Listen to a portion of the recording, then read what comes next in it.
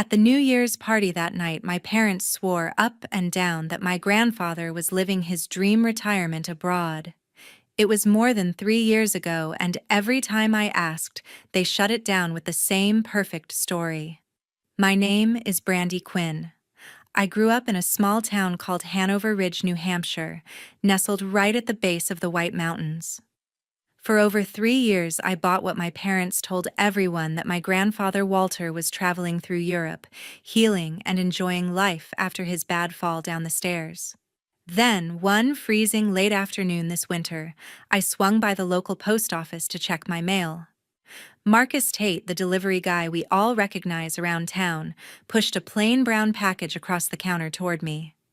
His eyes kept flicking around the empty room as he leaned closer and whispered, "This one's yours now. Open it when you're alone." I carried it back to my little apartment, heart already pounding for reasons I couldn't explain. Fingers trembling, I sliced the tape open. Inside, neatly folded, was my grandfather's old knitted scarf, the one he wore every winter, now stained with odd, dark marks. Beneath it, a photograph, my grandfather, gaunt and hollow-cheeked, standing against a bare concrete wall, holding up a newspaper clearly dated just a few months back. Tucked in an envelope was a CD in a thin sleeve and a short, handwritten note. The second I recognized his face in that photo, everything I thought I knew shattered. He wasn't overseas. He never left the States. Before I tell you what was on that CD, I need to know, where are you watching this from right now, and what time is it where you are? Drop it in the comments below, because if a package like this showed up at your door, when exactly would you hit play on that disc in the dead of night? That scarf and the photograph hit me like a punch to the gut. But the real weight was in the envelope tucked underneath. I sat down at my kitchen table, the one I'd inherited from the old family house, and slid the CD into my laptop. The first file started playing almost immediately. A soft, familiar voice filled the room, weak, tired, but unmistakably my grandfather Walter's. He was speaking slowly, as if every word cost him effort, describing a therapy session where he tried to explain something to a counselor. The fall? It wasn't just a fall, he said, his voice cracking. I remember hands pushing. The recording cut off abruptly, followed by a clinical note from the therapist dismissing it as possible confusion from his injury. I played the next file, then the next. There were 6 short clips in total, each one dated over the past 18 months. In them, Grandpa repeated fragments of the same story: an argument about old family papers, a confrontation at the top of the stairs in our house, and then darkness. His voice grew clearer in the later recordings, like his mind was fighting its way back. He never sounded confused or lost. He sounded trapped. Growing up in Hanover Ridge, New Hampshire, I spent most of my childhood in the big log house my grandfather built back in the 80s. It sits at the edge of town, surrounded by pines that whisper constantly in the wind. Grandpa taught me how to listen to those trees, how to read the way they moved before a storm rolled in off the White Mountains. He was the one constant in my life, the man who told stories about my grandmother Margaret, who passed long before I could remember her, and who always said family secrets were like roots. Keep them buried deep enough, and the tree stays strong. My parents, Richard and Diane, lived there too until I moved out. They ran a small real estate business in town, always talking about expansion and investments. Grandpa had money put aside from selling timberland decades ago, and he was careful with it. He used to joke that it was for rainy days and grandkids. After his fall down the basement stairs more than 3 years ago, everything changed fast. I remember the night it happened. I was away at college finishing my last semester. Dad called at 2 in the morning, voice tight, saying Grandpa had tripped in the dark and hit his head badly. By the time I drove home the next day, he was already in a special care facility across the country in Idaho. Mom explained it was the best place for traumatic brain injuries, fully equipped, and that moving him closer would risk his recovery. Then the postcards started arriving, pictures of Paris cafes, Swiss Alps, Italian coastlines, all with short notes in what looked like Grandpa's shaky handwriting saying he was getting stronger and traveling while he healed. I had doubts early on. The handwriting on those cards was too neat in places, too much like Mom's careful script. The photos attached were always generic stock images you could find online, never anything personal.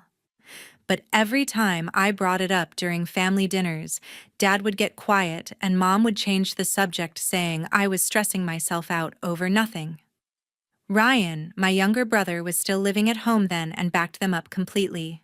Let Grandpa enjoy his retirement, Brandy, he'd say. He earned it. I let it go.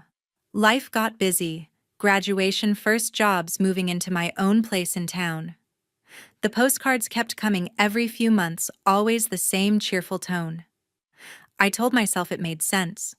Grandpa had always talked about seeing Europe one day. Now listening to his real voice on those recordings, pleading in fragments for someone to believe him, guilt crashed over me in waves. He hadn't been sightseeing. He'd been locked away, his words dismissed as delusions.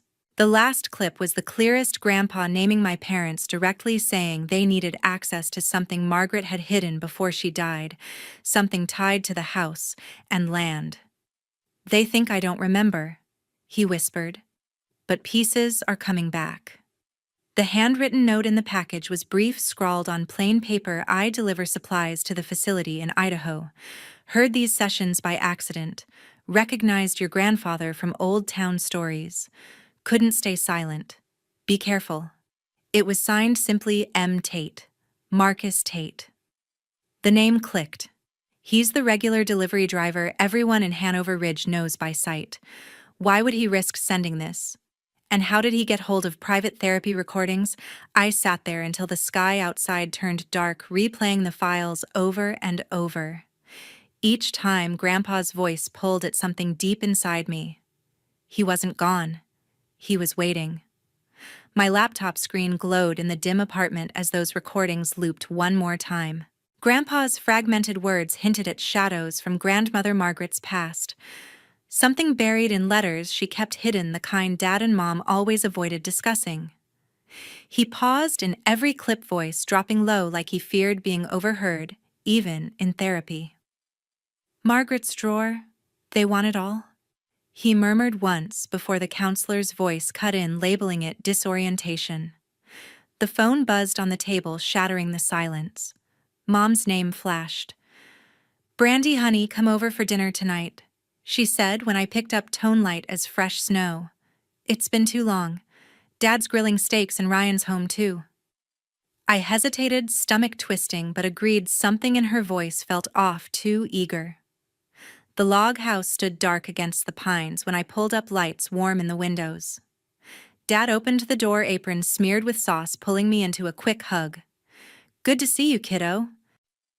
Inside, the familiar scent of sizzling meat filled the air, mixed with Mom's apple pie cooling on the counter. Ryan lounged on the couch, scrolling his phone, barely glancing up.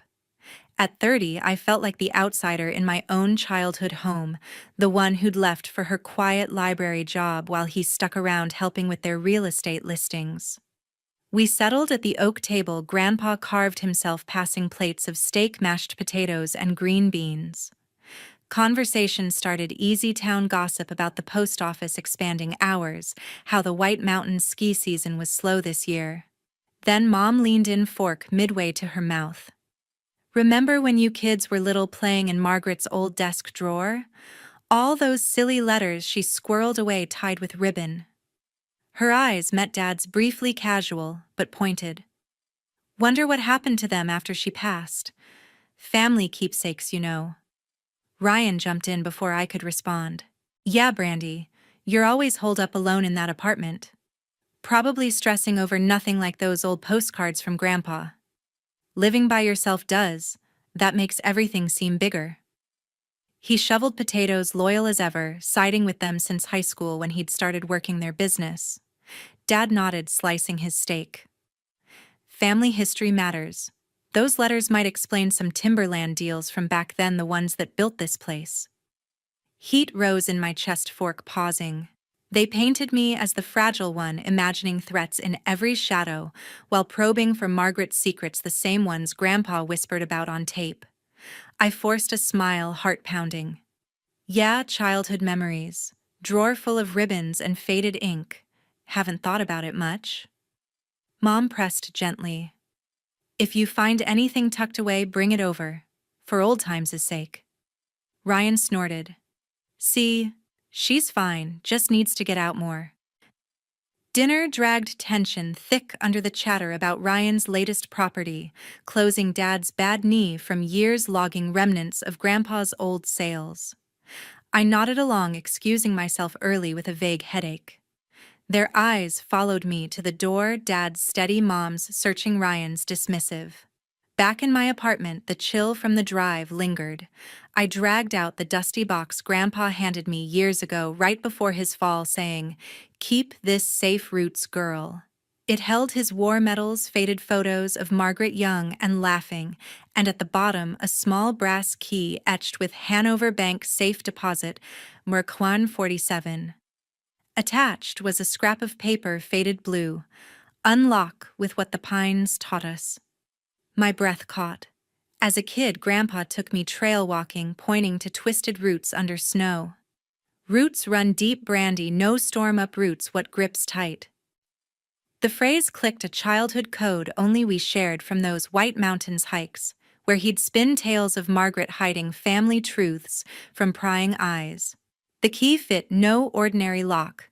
This was her safeguard, probably holding deeds to the 80 acres of timber he'd sold smart in the 90s, proceeds in a revocable living trust under New Hampshire law, ironclad if no fraud tainted it, per RSA 564B, contestable within 3 years of discovery. Fingers trembling, I traced the key's grooves. Mom and Dad's questions weren't random. They needed whatever Margaret locked away to access Grandpa's estate. Maybe rewrite boundaries on that land, now worth over $300,000, with rising lumber prices. Ryan's defense stung worst, my brother 25 and ambitious, blind to their hunger. But those tapes proved Grandpa lucid enough to name them his injury no bar to memory under Idaho's guardianship rules, where fraud voids petitions if proven by clear evidence, like overheard sessions Marcus chanced upon. Sleep evaded me that night. Key clutched tight. The box spilled more, a yellowed envelope, unsealed, Margaret's script warning of debts Richard chased that could swallow the forest. She'd foreseen this, setting the trust, naming me and Ryan primary after Grandpa bypassing parents if incapacity arose, valid in NH probate, no quitclaim needed unless coerced, which courts void under duress clauses. Dawn crept through blinds as resolve hardened. They'd invited me to gauge what I knew, Ryan their shield. But this key changed everything, proof their care, for Grandpa hid greed out-of-state facility in Boise, 2,500 miles away, to dodge visits, monthly bills, $12,000 vanishing into admin fees, while he begged on tape. I slipped the key into my pocket box, resealed. Tomorrow the bank opened at 9. No more games. The brass key weighed heavy in my palm as I stepped into Hanover Community Bank early the next morning. The lobby was quiet, the scent of fresh coffee from the corner station mixing with polished oak counters. The same teller who'd helped me open a savings account as a child greeted me with a warm smile, verifying my ID against the old signature card Grandma Margaret had added my name to decades ago. She led me to the vault without questions, leaving me alone in the small private room. The metal box slid out smoothly, heavier than I remembered from childhood visits. Inside, tied with a faded blue ribbon, was a thick folder of documents and a sealed envelope in Grandma's distinctive handwriting, "For Brandy only, if the roots are threatened." I untied the ribbon first. The folder held land surveys from the late 80s, detailed maps of the original 80 acres Grandpa selectively logged to fund the house and family. Deeds followed, transferring portions to a revocable living trust created in 1998 under New Hampshire statutes, naming him trustee and me, with Ryan as successors upon incapacity. My parents nowhere listed as beneficiaries. Handwritten notes in Margaret's precise script outlined a 1992 crisis. Dad, barely 30, borrowing against expected timber revenue for risky property flips during a market slump, nearly losing everything. Grandma quietly covered the debts with her own savings, insisting the land remain protected, provisions ironclad under RSA 564B. Any later attempt at change voidable for undue influence or fraud. The envelope's letter, dated months before her death, hit harder. "My dear Brandy," she wrote. "If this box is opened under duress, no, I saw signs in Richard and Diane long ago. Ambition overriding caution, debts hidden behind smiles. Walter trusts blindly, I do not. The trust roots everything to you children, bypassing them if guardianship arises. New Hampshire courts require clear evidence of incapacity. Challenge any out-of-state claims swiftly. Fraud unravels it all. Hold the roots tight. With all my love, Margaret." Tears stung as I read it twice. Grandma had foreseen the danger, building safeguards from beyond the grave. The land alone, with current White Mountains values, exceeded 400,000, motive enough for isolation in a facility 2,500 miles away. I photographed every page, carefully resealed the box, and left the bank with resolve burning. Driving the short miles through town, I dialed Evelyn Grant, the lawyer Grandpa trusted for decades. She answered promptly, voice steady and familiar. "Brandy Quinn. It's been years. What's wrong?" We met in her office overlooking the Main Street walls lined with legal volumes and family photos. I spread the documents across her desk. She examined them methodically, glasses perched low. "This trust is textbook solid, revocable, while Margaret lived irrevocable now. Successor provisions clear. Guardianship from Idaho can be contested here. Uniform Act allows transfer for review if local interests like assets. Fraud allegation voids it fast under RSA 464A42. She leaned back, thoughtful. "But we need corroboration, medical, financial trails. Walter once helped a young reporter expose mill safety violations that cost jobs but saved lives. Clara Voss. Freelance now owes him big. She digs where attorneys can't without subpoenas." Evelyn provided contact details. I messaged Clara, immediately arranging a meet at the small coffee shop on the outskirts, away from town gossip. Clara arrived bundled against the cold notebook, ready eyes sharp behind frameless glasses. "Your grandfather gave me my first big break," she said over steaming mugs. "Tell me everything." I shared phone images of the trust, Grandma's letter, guardianship filings, citing irreversible decline. Clara's expression shifted to focused intensity. "Pattern I've seen: remote facilities, inflated bills, family blocked. I'll pull public records from Idaho, billing histories, staff complaints." Discreetly. We mapped next steps, cross-check property transfers. My parents attempted post-fall trace funds from facility payments. Clara warned these cases often hide more old partners, unreported loans. "Reputation protects worse than money sometimes," she murmured. Walking out, phone buzzed unknown. "Stop digging into family business. You don't want the same accident." Cold seeped deeper than wind. They knew about the bank, the meeting. Surveillance paranoia flared, but Grandma's words echoed fight. I forwarded the message to Clara, hand steady despite fear. This confirmed threat level. Silence, no option. Back home, I reviewed photos again, noting trust clauses requiring court approval for major changes, none filed. Parents' real estate business thrived lately, listings in rising areas. Coincidence? Clara texted, late initial records show facility owned by chain, linked to investment group's high turnover. Sleep came, fitful key on nightstand. Grandma's safeguard held, but exposing it risked everything. Yet Grandpa's voice in memory fragments urged forward. Morning brought Evelyn's call motion, prepared to challenge guardianship jurisdiction. "We move fast," she said. "Fraud evidence strengthens daily." Clara followed up with scanned articles from her old beat, similar cases, families contesting out-of-state conservators. "Your grandpa's story fits," she wrote, "but dangerous." The threat lingered anonymous but close. Parents' dinner questions replayed probing for drawer contents. They sensed shift. I locked doors tighter, varied routines. But resolve grew. Grandma built this shield for reason. Time to use it. The threatening text stared back from my phone as a thick envelope arrived in the mail the next day, postmarked locally. Inside were medical power of attorney forms for Grandpa pre-filled with my name as alternate agent for remote support during his travels. Mom's note clipped on top read, "Sign these, sweetie. It's just to help coordinate care from afar. Love you." Dread coiled in my gut. They wanted legal access to his decisions even from 2,500 miles away in that Idaho facility. I set the papers aside, unsigned fury rising. This wasn't help. It was control.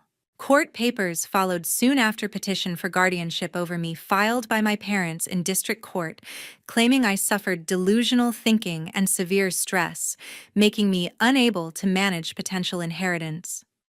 Attached statements quoted Mom's concern from that dinner about my sleep patterns and overactive imagination regarding family matters. Dad added I'd become isolated, refusing social invites. They requested a psychological evaluation temporary conservator if needed. Under New Hampshire law, RSA 464A allows such filings on clear and convincing evidence of incapacity, often fast-tracked for asset protection. I read it twice in disbelief. They were turning the tables, painting me unstable to discredit anything I uncovered. Clara called that evening. Classic move, silence the challenger. But petitions like this need a hearing. We have time. She connected me to Sarah Klein, a registered nurse who'd worked the night shift at Grandpa's facility for 2 years. We met at a roadside diner 30 miles south of Hanover Ridge, far from familiar faces. Sarah slid into the booth uniform still under her coat, eyes tired but determined. "Clara vouched for you. I can't stay long, my daughter's with a sitter." She passed a small drive across the table. "New sessions last month. He's getting stronger, remembering more each week." I plugged earbuds in right there, volume low. Grandpa's voice came clearer than before, describing Margaret's old desk, a hidden compartment with proof Richard needed money bad in '92. He named dates, amounts, details matching Grandma's letter. The nurse's notes dismissed it as confabulation, but Sarah whispered, "He's lucid when no one's watching.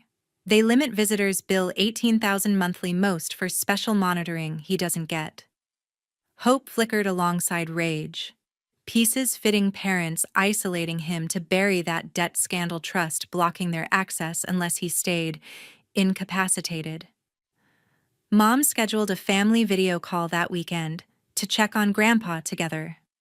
We gathered at the log house, me, reluctant Ryan, already there helping Dad with laptop setup. The screen connected to a plain room in Idaho. Grandpa appeared thinner, seated in a chair aid, hovering off camera. Mom prompted cheerfully, "Say hi to the kids, Walter."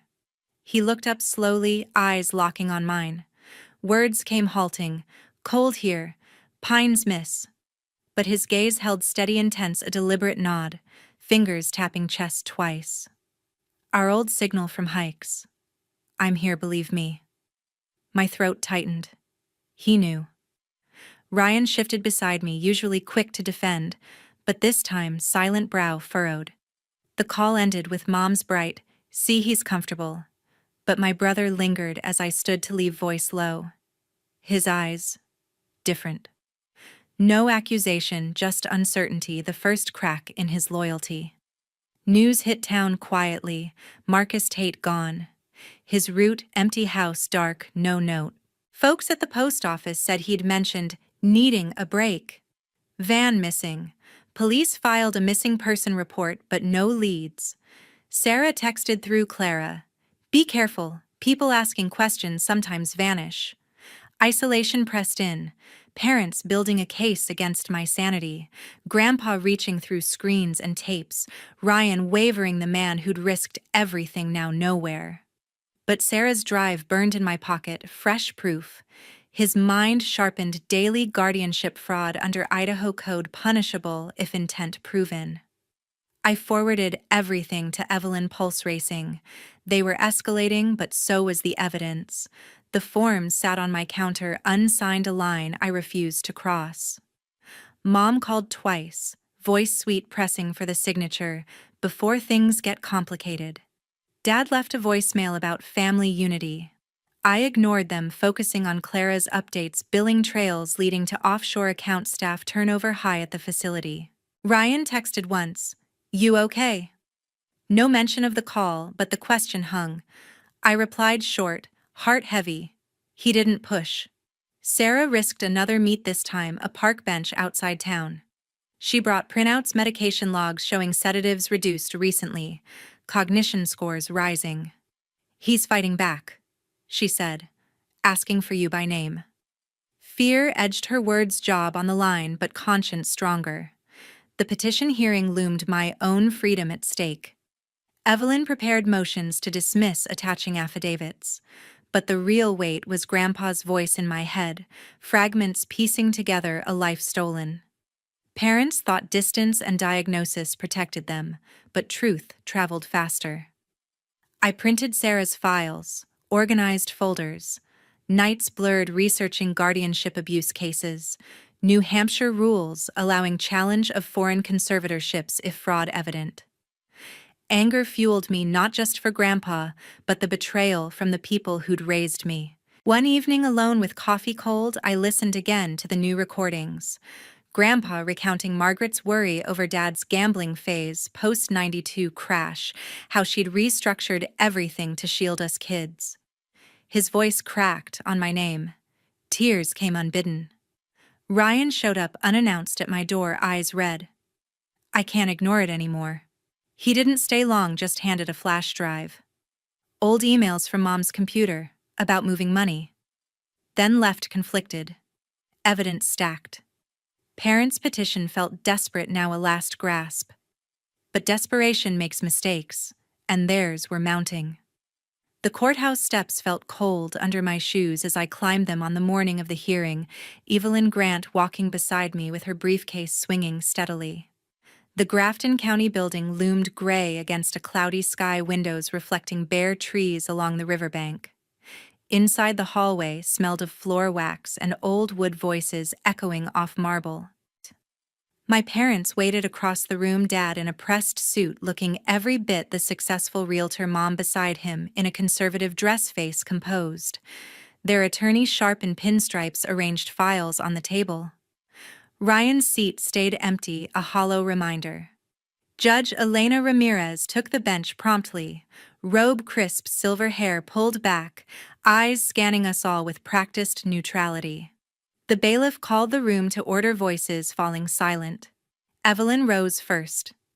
"Your Honor, the petition for guardianship over Brandy Quinn is baseless and retaliatory, designed to obstruct inquiry into fraudulent conservatorship of her grandfather, Walter Quinn, established in Idaho." Their lawyer objected, relevance prejudice. The judge allowed context, voice firm. Evelyn presented the therapy recordings, playing select clips through the courtroom system.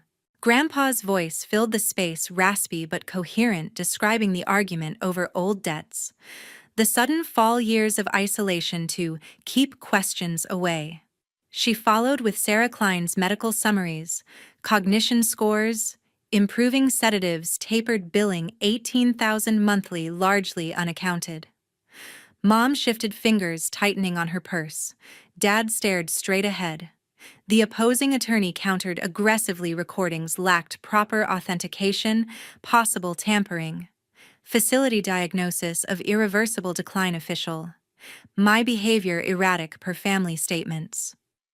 Miss Quinn's fixation on conspiracy proves the need for protection, he argued, citing the petition's psychological concerns. Judge Ramirez leaned forward, brow creased. Chain of custody for these audio files. Evelyn admitted indirect sourcing, nurse anonymity for safety. Doubt shadowed the bench. Without verification, weight is limited. My stomach dropped, momentum slipping, guardianship over me looming if fraud claims dismissed.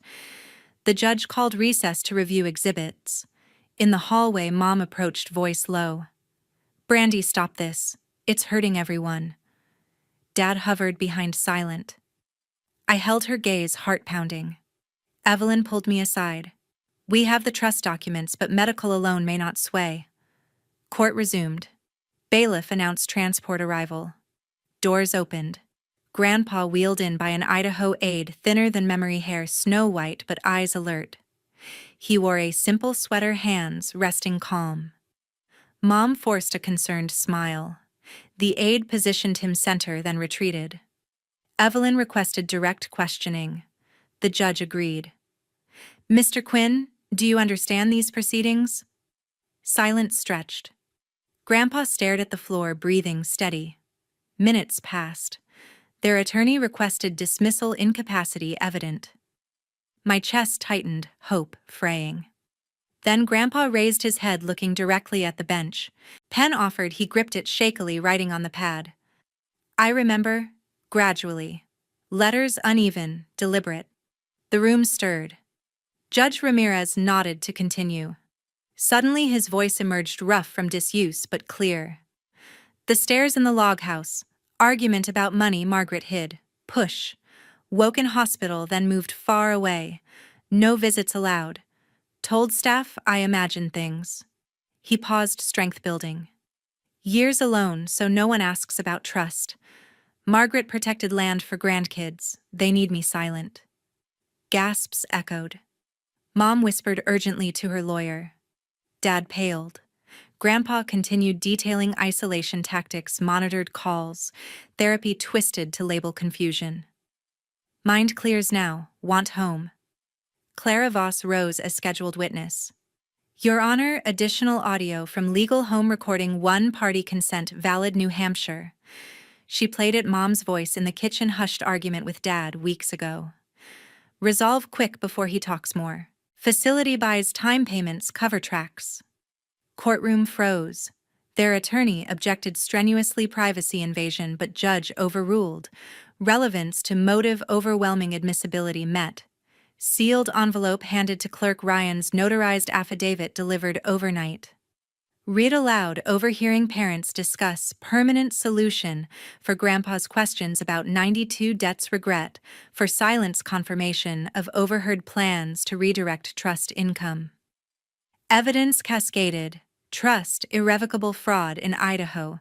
Petition transferable under Uniform Guardianship Act. Elder exploitation clear under RSA 631-8. Billing fraud, coerced isolation. Judge Ramirez removed glasses, expression grave. Sufficient cause found. Conservatorship over Walter Quinn terminated immediately, probable fraud and exploitation. Mr. Quinn discharged today.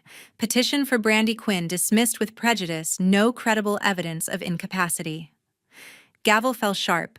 Matter referred to Attorney General for criminal investigation, guardianship fraud, financial abuse of vulnerable adult, potential assault. Bailiff coordinate release. Chaos followed, Mom protesting quietly. Dad stunned, silent, their attorney gathering papers hastily. Grandpa turned to me first, full smile breaking through, eyes wet. I crossed the aisle, taking his hand, warm, strong despite years lost. Aide confirmed transport back to New Hampshire arranged. Outside, cold air hit as doors opened. Grandpa stepping free with assistant sunlight on his face. He breathed deep. "Pines," he whispered. "Home." Relief washed over me, mixed with lingering pain. Justice swift, but scars deep. Parents led away for statements, faces ashen. Ryan's letter weighed heavy, my brother choosing truth, distance growing. Evelyn squeezed my arm. "It's over. He comes home." Clara nodded, notebook closed. Sarah texted congratulations from afar. Grandpa gripped my arm tighter. "Roots held," he said softly. We walked slow to the car, future uncertain but free. Grandpa stepped into sunlight outside the courthouse that day, and 1 year later the apartment in Hanover Ridge had become our quiet haven.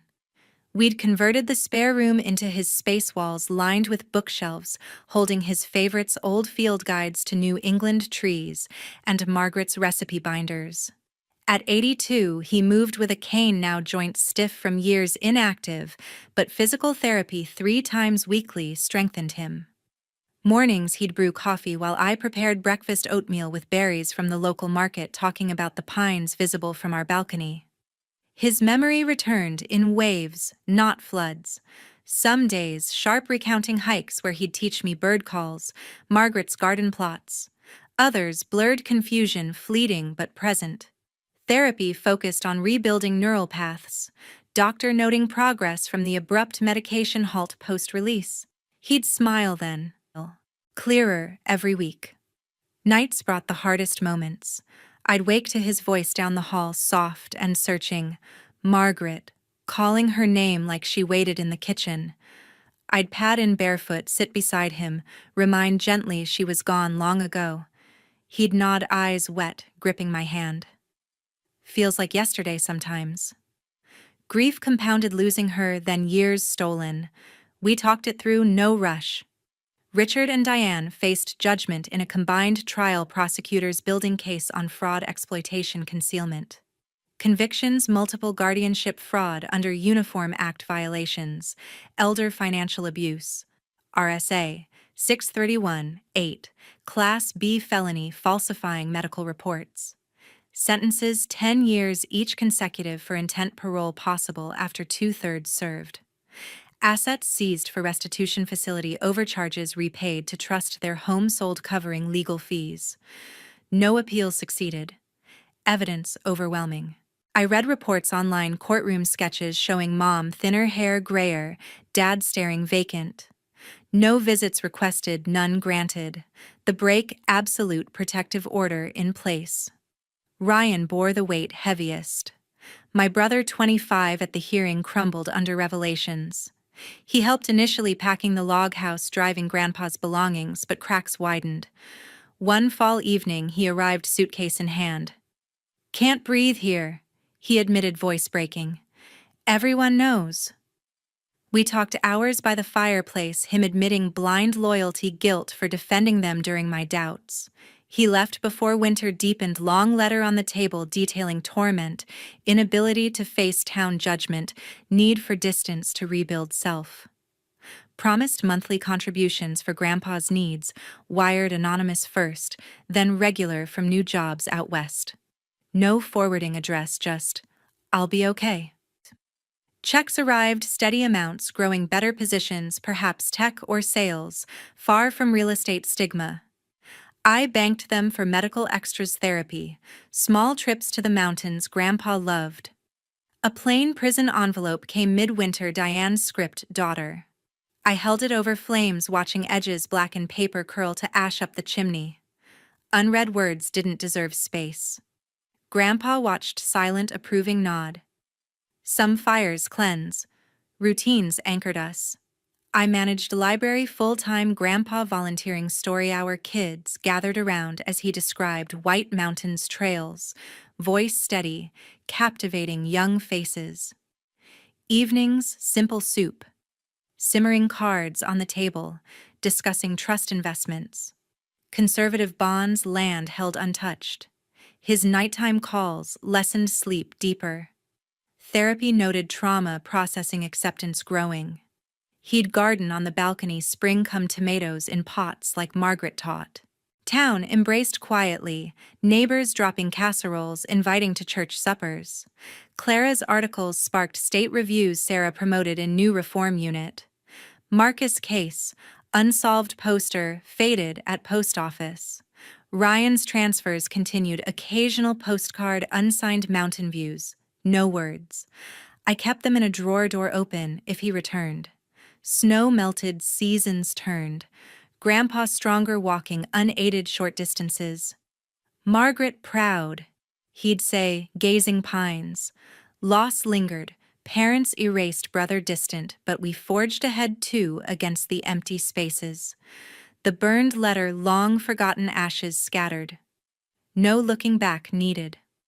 Pines whispered outside the window as another winter settled over Hanover Ridge, snow piling soft against the glass.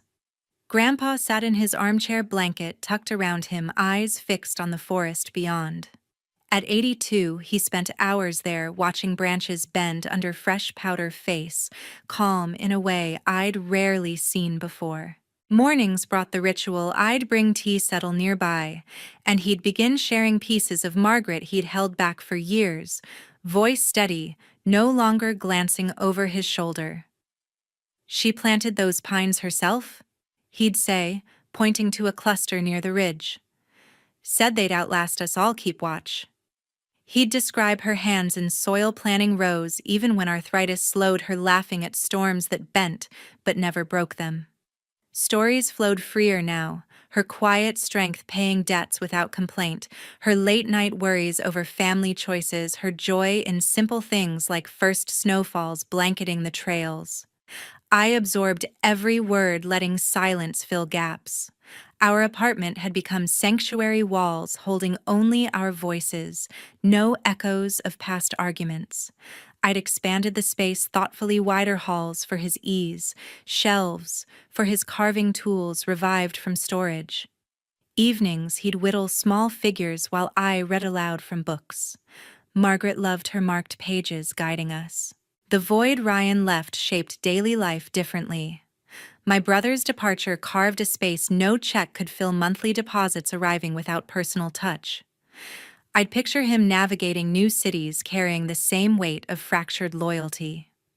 No resentment, just quiet sorrow for the sibling bond strained beyond repair. My parents' absence cut cleaner, deliberate. Prison walls held them, sentences served in separate facilities, contact severed by choice and order. Their world narrowed to routines behind bars. Mine widened to Grandpa's recovering laughter, his steps growing surer on cleared paths. Forgiveness never entered the equation. Acceptance did, earned through small victories, Grandpa sleeping through nights without calling her name, his appetite returning for favorite meals, our shared silences comfortable rather than heavy.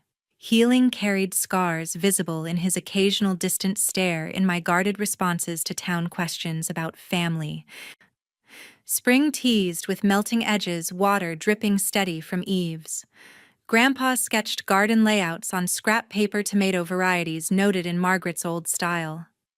We planted together on the balcony, soil cool under fingers, new growth promising despite late frosts. Town life resumed gently. Library patrons asked after him, kids requesting more trail stories during his visits. Neighbors left jars of maple syrup or fresh eggs at the door, gestures wordless but kind. Whispers about the trial faded, replaced by nods of understanding. One clear afternoon, sorting accumulated mail, I found the final remnant, an old envelope slipped among flyers, faded postmark hinting at European stamps, parents' script addressing it to me years ago. Last fabricated update from the lie. I carried it to the fireplace, flames already dancing. Grandpa looked up from his book, recognition soft. The brass key kept on a hook since the bank day came next. Outside, the seldom-used mailbox stood rusted slightly. I walked there, snow crunching under boots, inserted the key, turned until lock clicked, permanent. Back inside, envelope fed to fire paper, igniting quick, curling black before crumbling to nothing. No more deliveries from ghosts. Grandpa closed his book. "Fresh page," he murmured. Looking back, the cost was immense. Blood ties severed, trust shattered beyond mending. But truth demanded the price. Cutting away poison let what remained breathe, grow stronger. Ryan's distance, parents' removal, necessary amputations for survival. Some family wounds defy stitching. They teach instead. Boundaries save lives. Silence enables harm. If someone dear vanishes too long behind flawless explanations, trust that inner pull. Question. Push. Instinct guards what love alone cannot. Roots endure storms by letting dead branches fall. Light reaches deeper then,